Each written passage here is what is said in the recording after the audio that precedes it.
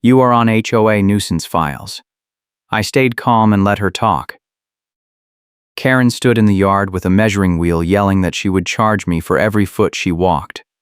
I am calling the board right now, she shouted, her hand already reaching for her phone while the other gripped the handle of that bright yellow measuring wheel like it was a weapon. The wind whipped her blazer open and rattled the loose fence panels behind me, and I could see the portable thermal printer hanging from a strap on her shoulder, ready to spit out another violation notice the second she decided I had crossed some invisible line.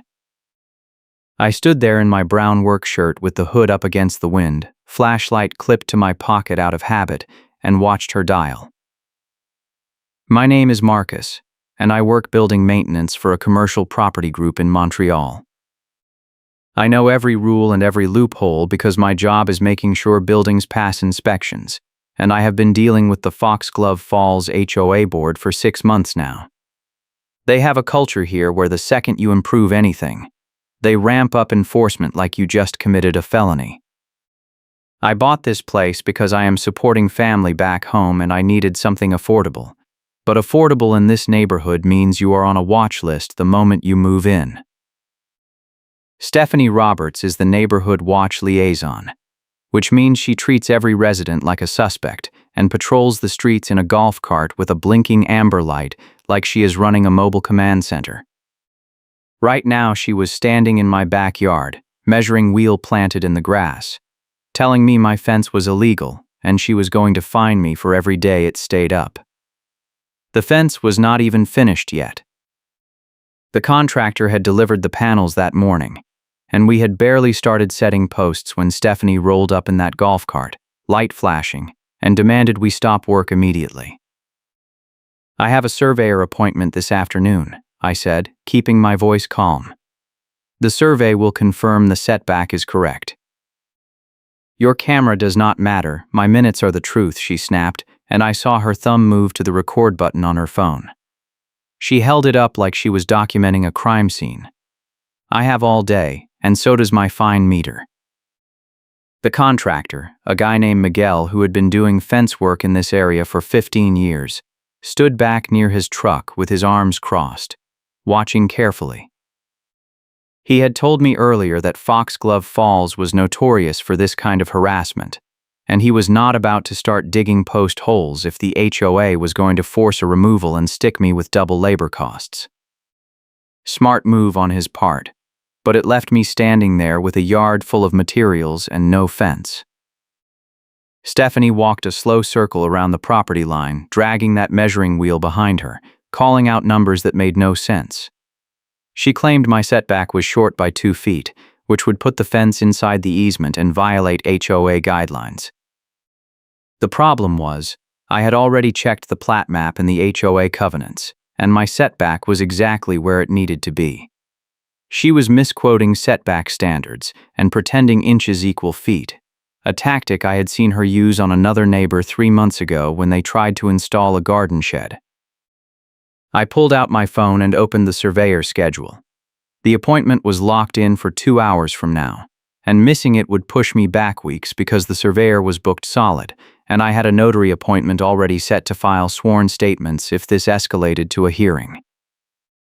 I needed that survey to shut down her claims before she issued a formal violation and started daily fines. You are making up appointments to stall, Stephanie said, stepping closer. I can see your screen from here and that does not look official. It is a calendar app, I said. The surveyor is licensed and bonded. You will have the documentation by end of day. She smiled, and it was not a friendly smile. It was the smile of someone who had run this play 100 times and knew exactly how to twist procedure into a trap. I will have a stop work order filed within the hour, she said. If your contractor touches another post, I will have his truck towed and you will be liable for the tow bill plus obstruction fees. Miguel heard that and immediately started loading tools back into his truck. I could not blame him. A tow bill on a commercial truck would cost more than the entire fence job, and he was not about to risk it over HOA threats.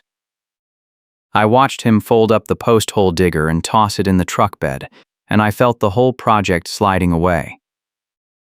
"Wait," I said, turning back to Stephanie. "What is the specific violation you are claiming?" "Encroachment into the drainage easement," she said, pulling a folded paper from her blazer pocket. "This is a pre-violation notice. You have 24 hours to remove all materials and restore the property line to its original state, or the board will proceed with formal enforcement." She handed me the paper, and I saw immediately that it was a recycled template. The date at the top had been changed by hand, and the property description did not match my lot number. The photo attached showed a fence that was not even mine. It was a neighbor's gate from 2 streets over, a completely different style and color. She had fabricated a violation notice with altered dates and recycled photos, and she was betting I would not notice or would not have time to fight it before the deadline expired. "This is not my property," I said, holding up the photo. "This gate is not even on my lot."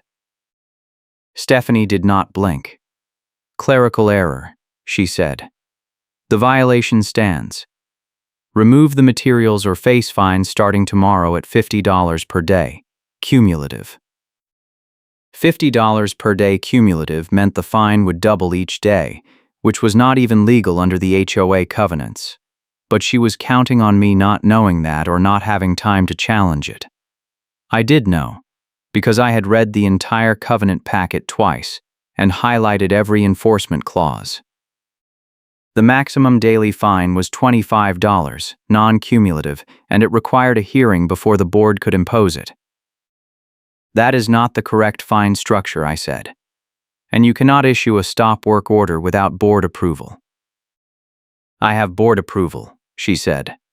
"I am the neighborhood watch liaison and I have enforcement authority delegated by the president." That was a lie. And I knew it was a lie because I had requested the board meeting minutes 2 weeks ago under the HOA records policy. The minutes showed that Stephanie had been repeatedly warned to stop issuing threats on her own, and that all enforcement actions required a majority vote. But she was betting I had not done my homework, and she was betting the contractor would not wait around to find out. Miguel slammed the tailgate shut and walked over. "Look, man, I cannot do this," he said. "If she calls a tow, I am out $1,500, and my insurance does not cover HOA disputes. I will come back when this is sorted, but I am not starting work today." I nodded. I understood. He climbed into the truck and pulled out, leaving me standing there with Stephanie and a yard full of uninstalled fence panels. The golf cart sat at the curb, amber light still blinking, like a tiny patrol vehicle waiting for backup. I let her threaten a lien, because that threat would look terrible on the record. "Go ahead," I said. "File your stop work order and your violation. But I am telling you right now, the survey is going to prove the setback is correct, and when it does, I am filing a formal complaint with the management company." Stephanie pulled the thermal printer off her shoulder and pressed a button. The printer whirred and spit out a small receipt-sized notice. She handed it to me with a tight smile. "Pre-violation notice issued," she said. "Clock starts now. I have all day, and so does my fine meter." She turned and walked back to the golf cart, measuring wheel dragging behind her, and I stood there holding 2 pieces of paper that were both garbage. The wind picked up and rattled the loose fence panels leaning against the wheelbarrow, and I realized I was running out of time. The surveyor was coming in less than 2 hours, and I needed to be ready with payment confirmations and compliance proof, because Stephanie was going to challenge every single document I produced. I went inside and pulled up my records. I had saved every email, every receipt, every permit application, and every response from the management company. 6 months ago, when I first submitted the fence plan, the board had approved it in writing. I had the approval letter, signed by the HOA president, with a clear statement that the fence met all setback and style requirements. 2 months later, Stephanie had started sending me letters claiming the approval was conditional, and that I had failed to meet some unspecified secondary standard. I had replied with copies of the original approval, but she kept sending new letters, each one adding a new requirement that had never been mentioned before. The payment confirmations were the key. Stephanie had claimed in multiple letters that I was delinquent on HOA dues, and that my voting rights were suspended, which would disqualify me from challenging any violation. But I had never missed a payment. I had set up autopay the day I moved in, and I had bank statements showing every transaction cleared on time. I had even paid extra 1 month to cover a special assessment for roof repairs on the clubhouse. I was never delinquent despite their fee blast, and I could prove it. I printed everything and put it in a binder. Then I called the surveyor and confirmed the appointment. He said he would be there at 3, and he would stake the property line and provide a certified drawing with measurements. That drawing would be the trump card, but I was not going to show it to Stephanie until the right moment. I needed her to commit fully to her false claims first, because if I revealed the survey too early, she would just pivot to a different violation and start the whole process over. The doorbell rang. I looked out and saw a tow truck idling at the curb, amber lights flashing. The driver was standing on my front step holding a clipboard. My stomach dropped. Stephanie had actually called a tow. I opened the door. "Can I help you?" I said. The tow operator, a middle-aged guy in a grease-stained jacket, looked uncomfortable. "I got a call about an unauthorized vehicle blocking HOA access," he said. "Is there a contractor truck here?" "Not anymore," I said. "He left 20 minutes ago." The operator frowned and checked his clipboard. "The work order says a commercial truck with equipment blocking the drainage easement. It is supposed to be parked in the backyard." "There is no truck here," I said. "You can check." He walked around the side of the house and looked into the backyard. I followed.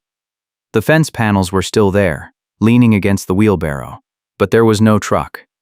He stood there for a moment, then pulled out his phone and made a call. After a minute, he hung up and turned to me. "The caller is insisting the truck is here," he said. "She says it is obstructing HOA property, and she has authority to approve the tow." "She does not have that authority," I said. "And there is no truck. If you hook anything on my property without my permission, that is theft." The operator hesitated. He was impatient and wanted to hook first and ask questions never, but he also did not want to get dragged into a legal mess. "Look, I am going to call my dispatcher and confirm," he said. "But if this is a false call, someone is paying the service fee." He walked back to his truck, and I heard him on the phone, his voice rising. A minute later, Stephanie pulled up in the golf cart, amber light blinking. She climbed out and marched over to the tow operator, waving her phone. "The truck was here," she said. "I have photos." The operator looked at her phone, then looked at me. "These photos are time-stamped 40 minutes ago," he said. "The work order says the truck is here now." "It was here," Stephanie said. "He must have moved it to avoid the tow." "The contractor left because you threatened him," I said. "And you knew he left because you watched him drive away." Stephanie turned to me, her face tight. "You are obstructing a legitimate enforcement action," she said. "I am adding obstruction fees to your violation." "There is no truck," the operator said, cutting her off. "I am not hooking air. If you want to file a complaint with the HOA, that is between you and him. But I am not towing anything that is not here." He climbed back into his truck and pulled away, leaving Stephanie standing there with her phone in her hand and her face going red. She turned to me and I could see her working through the next move. The tow had failed, but she was not done. "I am issuing an amenities lockout," she said. "Effective immediately, your access card will be deactivated and you will not be permitted to use the pool, clubhouse, or common areas until your violations are resolved." That was escalation step 1, and I knew it was coming. An amenities lockout was a power trip move that forced you to either comply immediately or go through a formal hearing process that could take weeks. Most residents just gave in because they did not want the hassle. But I did not use the amenities anyway, and more importantly, an amenities lockout required written notice and a hearing before it could be enforced. She was jumping steps again, trying to bully me into submission. "You cannot do that without a hearing," I said. "I can do whatever the board authorizes me to do," she said. "Then show me the authorization." She did not answer. She just turned and walked back to the golf cart. But before she drove off, she looked back at me and said, "Your camera does not matter. My minutes are the truth." That line, delivered with complete confidence, was going to haunt her later. If you are enjoying this HOA nightmare, hit like and subscribe, because it gets so much better. The surveyor arrived at 3 on the dot. His name was Richard, and he had been doing boundary surveys in Montreal for 20 years. He pulled up in a white truck with a magnetic sign on the door and started unloading equipment. Stephanie was still parked at the curb in the golf cart, watching. Richard set up the tripod in the laser level, then walked the property line with a tape measure and a handheld GPS unit. He checked the plat map, checked the county records, and then drove stakes into the ground at each corner of the easement. Stephanie got out of the golf cart and walked over, arms crossed. "What is this?" she said. "Property line survey," Richard said without looking up. "Certified and recorded." "This does not change anything," Stephanie said. "The HOA has its own standards and those stakes are not official." "These stakes are based on county records and the recorded plat," Richard said. "If your HOA has different standards, they need to provide a licensed survey that contradicts this one. Otherwise, this is the legal boundary." Stephanie opened her mouth, then closed it. She did not have a counter-survey, and she knew it. The HOA had never commissioned one because they had been operating on assumptions and selective enforcement for years. Richard finished his measurements and printed a drawing on a portable printer in his truck. He handed me the certified copy, signed and stamped. "Your setback is 4 feet," he said. "The easement line is clearly marked. You are well within compliance." I took the drawing and looked at Stephanie. She was staring at the stakes like they had personally betrayed her. "I will need a copy of that," she said. "You can request one from the county," Richard said. "It will be on file by tomorrow."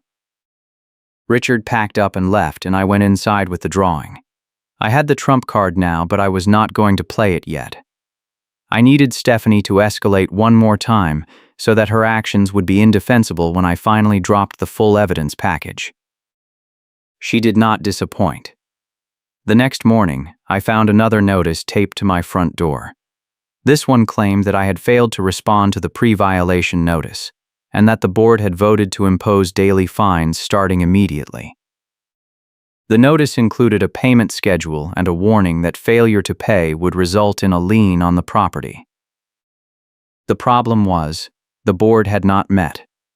I checked the HOA website, and the meeting calendar showed the next board meeting was not scheduled for another 2 weeks. Stephanie had fabricated a board vote and issued a formal violation notice on her own authority. That was a clear violation of the HOA bylaws, and it was exactly the kind of overreach I needed to force the management company to step in. I called my ally, a neighbor named Tom who sat on the architectural review committee and had been watching Stephanie's campaign with growing concern. Tom had been through his own HOA nightmare 2 years ago when Stephanie tried to force him to repaint his house because she claimed the color was not on the approved list. He had fought it and won, but it had cost him time and money, and he was sympathetic to anyone dealing with her now. "She is doing it again," Tom said when I told him about the fake board vote. "She did the same thing to the Johnsons last year. Claimed the board had voted to revoke their pool pass when the board had not even discussed it." "Can you confirm the board did not meet?" I asked. "I can do better than that," Tom said. I can pull the meeting minutes and show there was no quorum. If she is claiming a vote happened, she is committing fraud. Tom sent me the minutes from the last 6 months. None of them mentioned my fence, and none of them showed a vote on enforcement action. Stephanie had been operating entirely on her own, issuing threats and notices without any board oversight. That was a smoking gun, but I needed one more piece to make the case airtight. I filed a records complaint with the management company, attaching the survey drawing, the payment confirmations, the original approval letter, and the fabricated violation notice. I requested a formal review of all enforcement actions taken by Stephanie Roberts in the last 12 months. And I requested copies of any board authorizations she had claimed to rely on. The complaint went to the property manager, a woman named Linda who had been with the company for 15 years and had a reputation for shutting down rogue board members when they crossed the line. Linda called me the next day. I have reviewed your complaint, she said. I need to schedule a mediation session. Can you meet at the sheriff substation this Friday at 10? Why the sheriff substation, I asked. Because this has escalated to the point where I want a neutral location with a deputy present, she said. Stephanie has been made aware of the meeting and she has agreed to attend. Friday came and I drove to the sheriff substation in the next town over. It was a small building with a lobby that doubled as a community meeting space. Linda was already there, sitting at a table with a deputy standing near the door. Stephanie arrived a few minutes later, carrying a leather portfolio and wearing the same purple blazer. She sat down across from me and did not make eye contact. Linda opened the meeting. We are here to resolve a dispute regarding fence installation and alleged HOA violations, she said. I have reviewed the complaint and the supporting documents. Stephanie, I need you to explain the basis for the stop work order and the fines.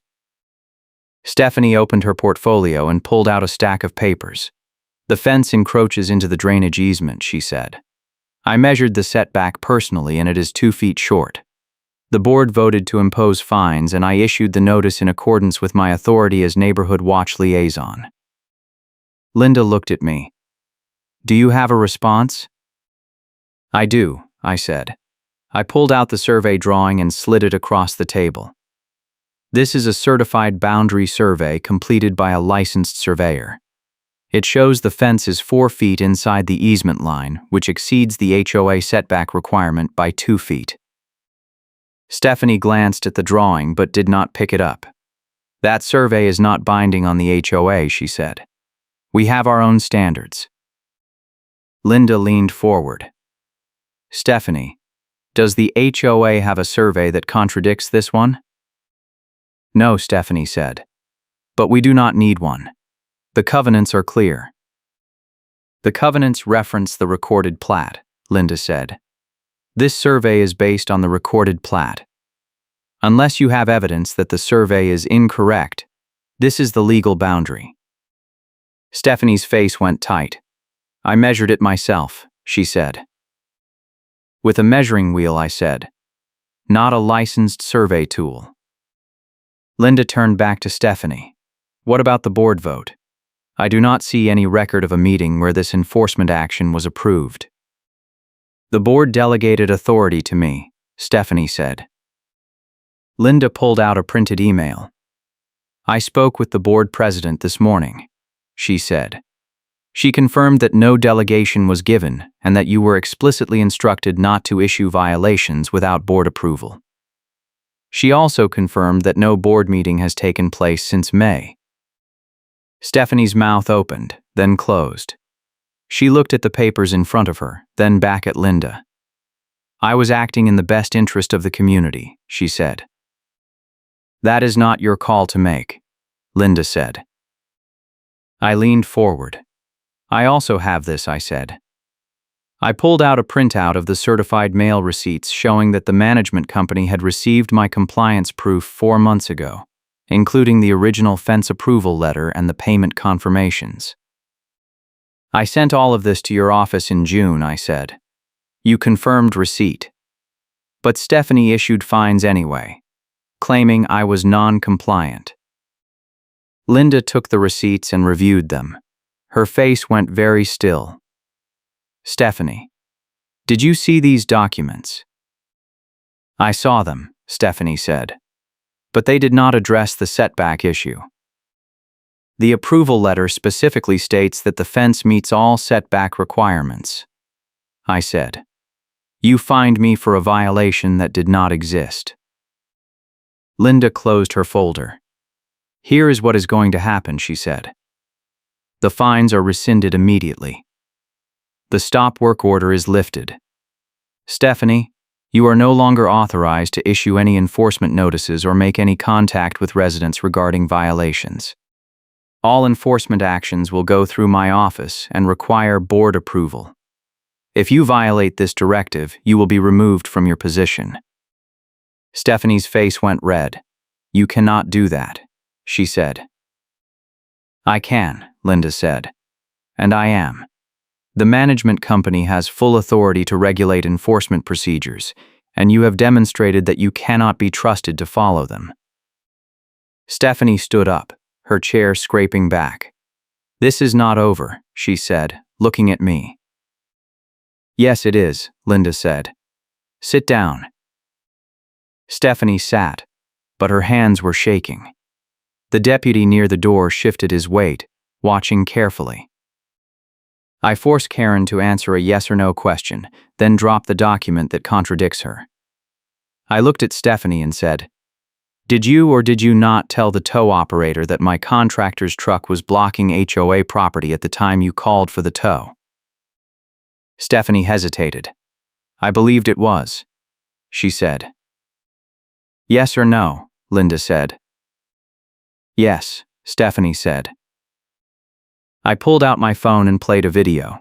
It was dashcam footage from a neighbor's car, time-stamped, showing the contractor's truck leaving my driveway 30 minutes before the tow truck arrived. Stephanie was visible in the video, standing in the street, watching the truck drive away. Then she pulled out her phone and made a call. You watched him leave, I said. And then you called the tow anyway. The room went silent. The deputy stepped closer to the table, his hand resting on his belt.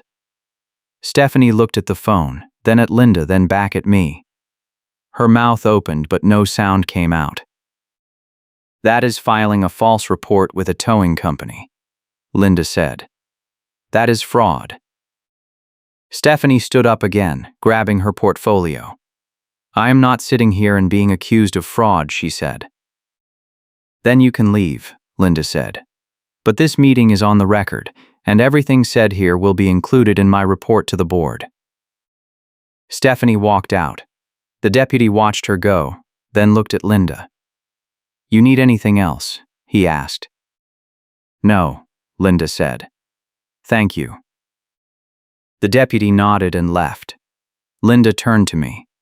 I apologize, she said. This should never have happened. The board will be issuing a formal apology and a policy clarification that destroys Karen's favorite tactic. Going forward, no board member or liaison will be permitted to issue enforcement notices without written approval from the management company. All violations will require photographic evidence, certified measurements, and a hearing before fines can be imposed. That was the payback vector I had been working toward. A policy clarification that destroys Karen's favorite tactic meant that Stephanie's entire enforcement playbook was now off the table. She could not issue threats, she could not call tow trucks, she could not fabricate violations, and she could not operate on her own authority. Every move she made would now be reviewed and approved by someone who actually knew the rules. Linda handed me a letter. This is your formal clearance, she said. Your fence is approved, your fines are rescinded, and your account is clear. If you have any further issues, contact me directly. I took the letter and left. Outside, the golf cart was gone. Stephanie had driven off, and I did not see her again for 2 weeks. The fence went up the following Monday. Miguel came back with his crew and they finished the job in 2 days. The posts were set in concrete, the panels were level, and the gate swung smoothly with plenty of clearance. I recorded the entire installation on video, just in case, but no one showed up to challenge it. The golf cart stayed away, the amber light stayed off, and the measuring wheel stayed in Stephanie's garage. Tom stopped by on the last day to check out the finished fence. "Looks good," he said. "You hear what happened at the board meeting?" I had not. The board met 2 days after the mediation session, Tom said. Linda presented her report and the board voted unanimously to adopt the new enforcement policy. They also voted to remove Stephanie from the neighborhood watch liaison position. "What is she doing now?" I asked. "Nothing," Tom said. "She is still a resident, but she has no authority. Linda also issued a directive that Stephanie is ordered to stop contacting you directly. If she has any concerns about your property, she has to file them through the management company, and they will forward them to you if they are legitimate." That was the Karen consequence I had been hoping for. Karen is ordered to stop contacting the narrator directly meant that Stephanie had lost her primary weapon, which was direct intimidation and harassment. She could not knock on my door, she could not leave notices, she could not call me, and she could not ambush me in the yard. She was effectively neutered and the board had made it official. The HOA consequence came through a week later in the form of a letter from Linda. The board had voted to drop the case to avoid a public records mess. Apparently, my records complaint had triggered a wider review of enforcement actions over the past year, and the management company had found multiple instances where Stephanie had issued fines and threats without board approval. Several residents had paid fines they did not owe, and the board was now facing potential refund requests and legal exposure.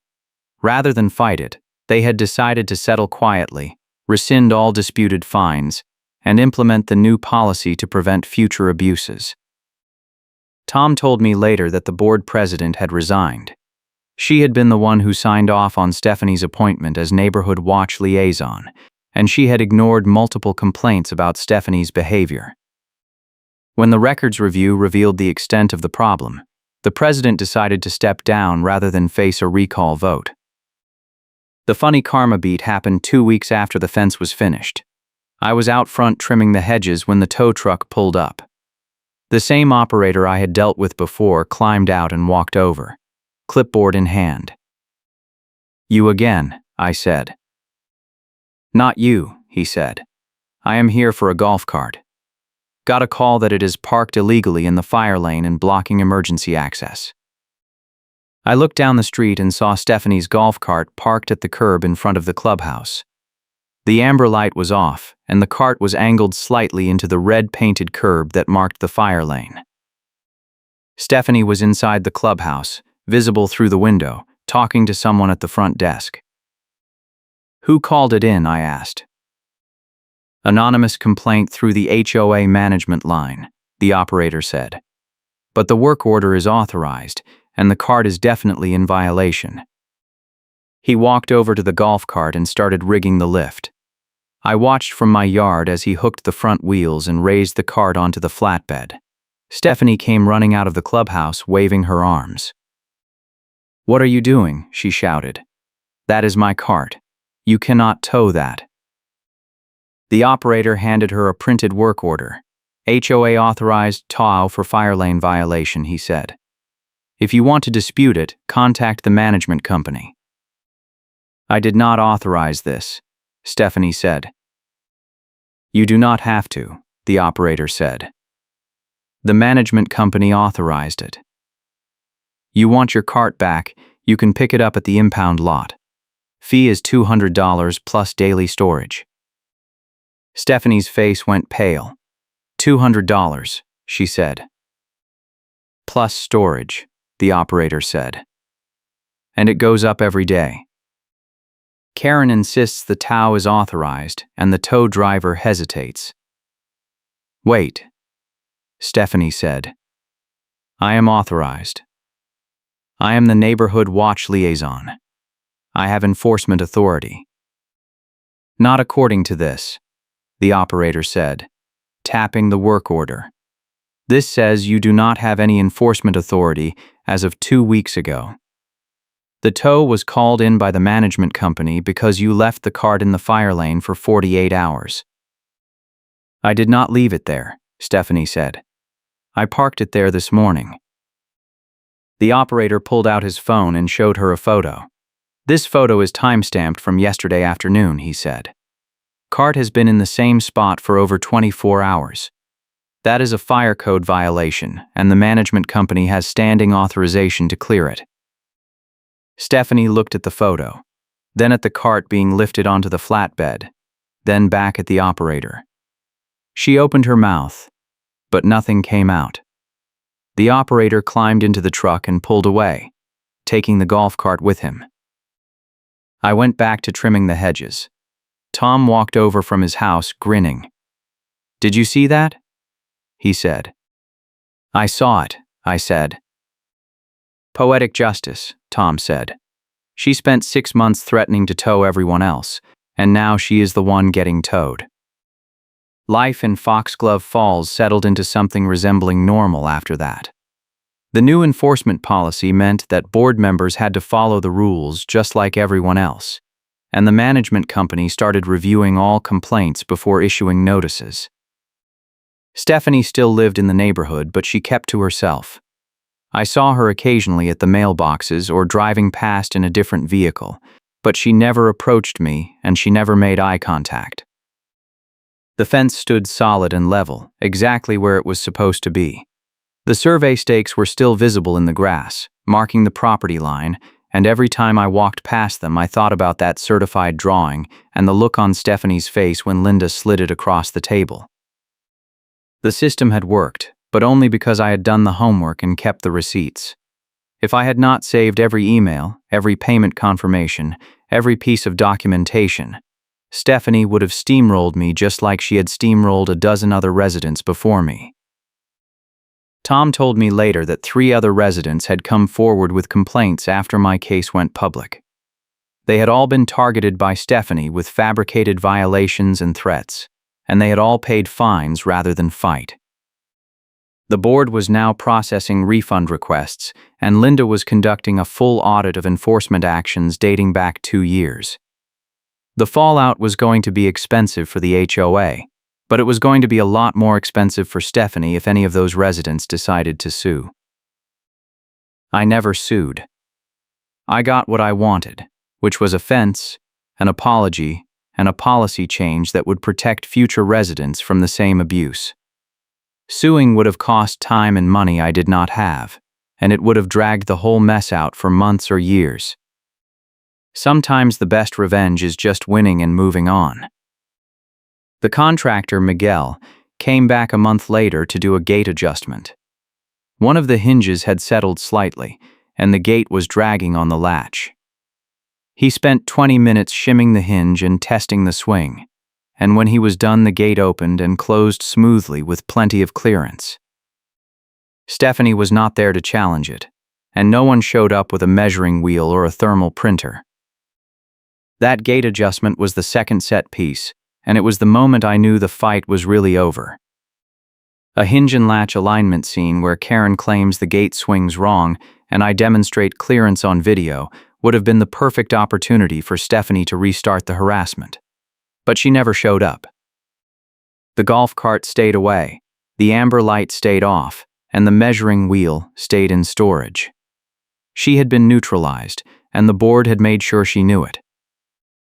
I still see the golf cart sometimes, parked in Stephanie's driveway with a for sale sign taped to the windshield. No one has bought it yet. Maybe it is cursed, or maybe people in this neighborhood just know better than to trust anything that used to belong to the neighborhood watch liaison. The fence is still there, solid and square, exactly where the survey said it should be. The posts are level, the panels are straight, and the gate swings true. Every time I walk past it, I remember standing in that backyard with Stephanie yelling at me and the wind rattling the loose panels, and I remember thinking that this was going to be a long, expensive fight. It was long, and it was expensive in terms of time and stress, but it was worth it. Because now the rules apply to everyone, and the next person who moves into Foxglove Falls will not have to deal with a rogue board member operating on threats and fake authority. Tom asked me once if I would run for the board. I said no. I do not want to spend my evenings arguing about paint colors and mailbox placement. I just want to live in my house, do my job, and support my family back home.